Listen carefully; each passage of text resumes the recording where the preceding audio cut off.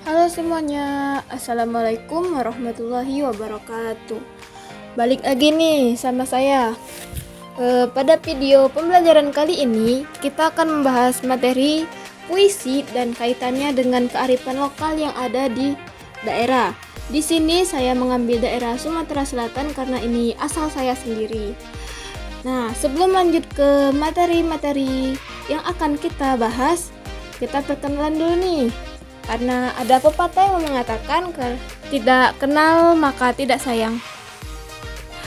Jadi perkenalkan, nama saya yaitu Anissa Rahmalia dari Program Studi Pendidikan Bahasa dan Sastra Indonesia semester 5 Universitas Sriwijaya.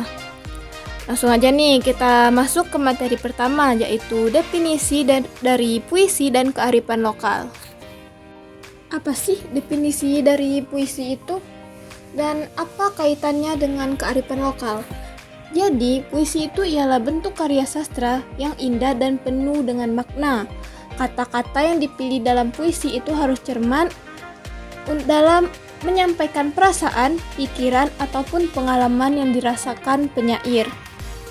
Nah, sedangkan kearifan lokal itu ialah pandangan hidup, pengetahuan, dan berbagai strategi kehidupan yang dimiliki oleh masyarakat di suatu wilayah tertentu. Nah, jadi di sini saya akan mengambil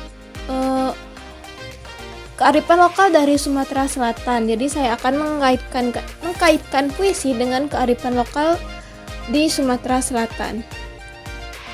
Jadi, kaitan puisi dengan kearifan lokal itu ialah adanya cerminan budaya. Puisi itu dapat dijadikan cermin yang memantulkan nilai-nilai, adat istiadat, dan pandangan hidup masyarakat Sumatera Selatan. Selanjutnya yaitu media komunikasi. Puisi itu digunakan sebagai media untuk menyampaikan pesan moral, sejarah, dan pengetahuan secara turun-temurun. Nah, yang terakhir yaitu identitas budaya. Puisi itu memperkuat identitas budaya dan memperkaya khazanah sastra daerah. Contoh kearifan lokal dalam puisi Sumatera Selatan yaitu misalkan kita memakai tema alam. Nah, di dalam puisi itu seringkali menggambarkan keindahan-keindahan yang ada di daerah tersebut. Misalnya Sumatera Selatan, yaitu di dalam puisi itu nanti akan ada kata-kata mengenai sungai Musi, Gunung Dempo, ataupun keindahan alam yang ada di Sumatera Selatan lainnya. Yang kedua itu contohnya itu kita menggunakan tema adat istiadat. Nah, jadi di dalam puisi itu nanti akan ada memuat nilai-nilai adat istiadat seperti gotong royong, hormat kepada orang tua, dan pentingnya hubungan antara keluarga ataupun sesama masyarakat nantinya. Yang ketiga yaitu kepercayaan. Puisi itu seringkali menyentuh aspek kepercayaan dan spiritualitas masyarakat yang ada di Sumatera Selatan. Ada di Sumatera Selatan yaitu puisi rakyat dan puisi modern. Puisi rakyat itu ialah puisi yang lahir dari tradisi lisan masyarakat seperti pantun, gurindam, dan syair dari lisan masyarakat suatu daerah itu sendiri. Nah, yang kedua yaitu puisi modern. Puisi ini tuh lebih bebas dalam bentuk dan gaya. Nah, di dalam puisi modern itu tidak adanya aturan-aturan yang membatasi seorang penyair. Artinya di dalam puisi itu nanti kita akan membuat puisi dengan cara bebas agar penyair itu tidak merasa dibatasi oleh suatu aturan tertentu. Jadi kesimpulannya itu puisi dan kearifan lokal itu terkait dengan erat. Puisi itu tidak hanya sebagai karya seni tetapi juga sebagai wadah untuk menjaga dan mengembangkan nilai-nilai luhur masyarakat. Dengan membaca dan memahami puisi, kita dapat lebih menghargai kekayaan budaya yang ada di wilayah itu. Selanjutnya yaitu ciri-ciri dari puisi. Secara umum, ciri-ciri puisi itu ada 4. Yang pertama, bahasa dalam puisi tersebut lebih padat daripada genre sastra yang lain seperti prosa ataupun drama. Yang kedua, pilihan kata atau diksi yang memiliki efek rima atau persamaan pengulangan bunyi. Yang ketiga yaitu diksi yang bermakna konotatif. Yang keempat, bahasa dalam puisi bersifat multitafsir atau tafsir ganda, atau juga bisa diartikan dengan penafsiran dari satu orang dengan yang lainnya itu akan berbeda tafsirannya, karena itu menurut pendapat masing-masing. Jadi fungsi dari puisi itu ialah untuk mengekspresikan diri secara emosional, menghibur, menginspirasi, dan mendidik pembaca dari puisi tersebut. Struktur puisi itu ada dua. Yang pertama itu struktur fisik dan struktur batin. Jadi yang pertama itu ialah struktur fisik. Nah, di dalam struktur fisik itu ialah ada rima, diksi, tipografi, majas, dan citraan. Yang pertama itu rima. Rima ialah persamaan bunyi pada awal setiap kata dalam sebuah larik atau persamaan bunyi akhir larik-larik tertentu dalam sebuah bait. Misalnya itu seperti A, B, atau A, B, seperti itu. Yang kedua itu ada diksi. Diksi ialah pilihan kata yang dilakukan untuk menciptakan efek keindahan, makna, dan sesuai dengan apa yang dirasakan dan diinginkan oleh penyair. Yang ketiga itu ada tipografi.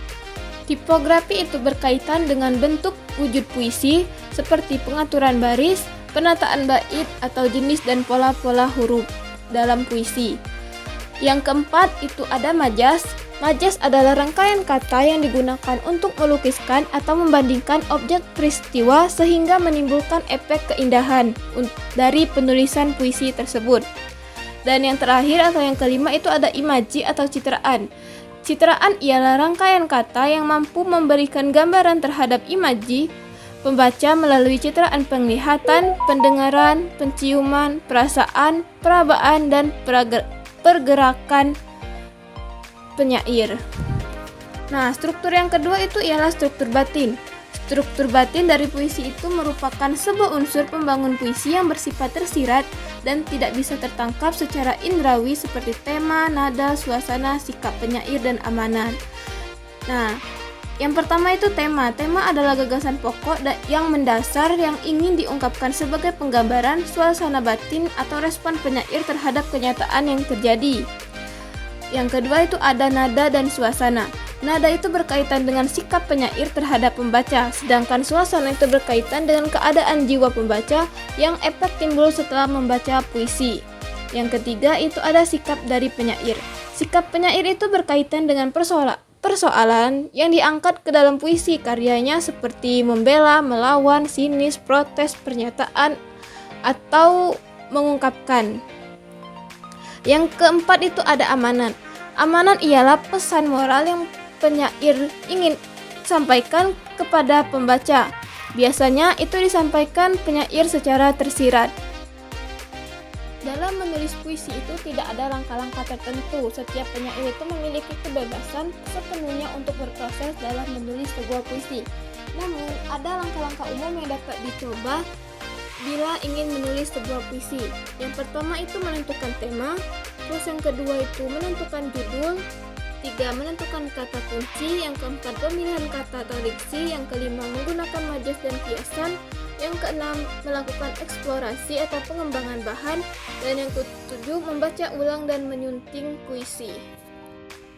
Baiklah, materi terakhir yaitu contoh. Di sini itu saya mengambil puisi Aku karya Sapardi Djoko Damono. Bunyinya itu, aku ingin mencintaimu dengan sederhana, dengan kata yang tak sempat disampaikan kayu kepada api yang menjadikannya abu. Nah, dari penggalan puisi ini telah kita dapatkan makna simbolik yang sangat-sangat dalam arti puisi tersebut. Jadi ini saya bedah satu-satu ya. Ungkapan yang pertama itu aku ingin mencintaimu dengan sederhana. Ungkapan itu menunjukkan keinginan untuk mencintai seseorang dengan tulus tanpa embel-embel berlebihan ataupun rumit. Cinta yang sederhana, murni, dan datang dari hati. Ungkapan yang kedua yaitu dengan kata yang tak sempat disampaikan. Artinya itu kata-kata yang tak sempat disampaikan penyair kepada seseorang yang dia cintai, atau penyair itu ialah mencintai seseorang tersebut secara diam-diam. Yang ungkapan yang ketiga yaitu kayu kepada api yang menjadikannya abu. Simbol kayu dan api ini itu sangat kuat. Kayu yang terbakar habis menjadi abu adalah proses alam yang tak terhindarkan. Dalam konteks puisi ini itu bisa diartikan pengorbanan. Artinya penyair ini rela berkorban untuk seseorang yang dia cintai, seperti itu. Baiklah, itu saja materi hari ini yang dapat saya berikan kepada kalian semua. Saya akhiri. Wassalamualaikum warahmatullahi wabarakatuh.